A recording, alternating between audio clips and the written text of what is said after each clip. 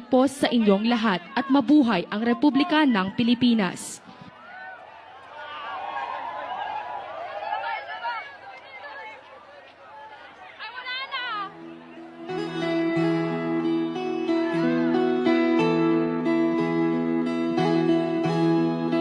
Ikaw ang Pangulo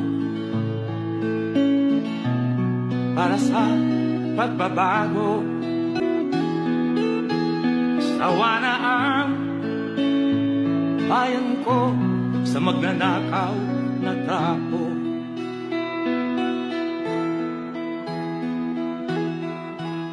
Madilim na kahapon. So meron isang graduate. Sabi nung graduate, Mr. President, can I have your watch as a graduation gift?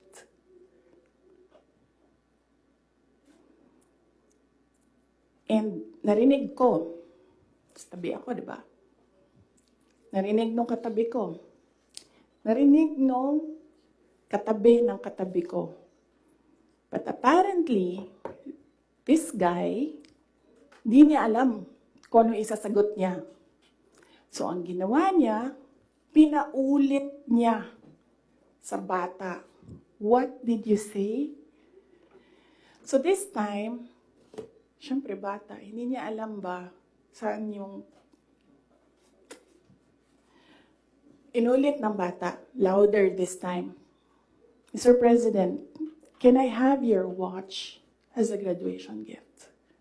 Nasagot niya. Why? Why will I give you my watch? Cadet First Class, Jember Soriano, Lingayen, Pangasinan.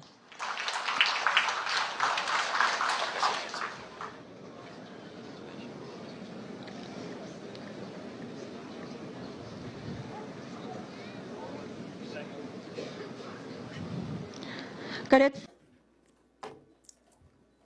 Gusto ko tanggalin yung ulo niya ba?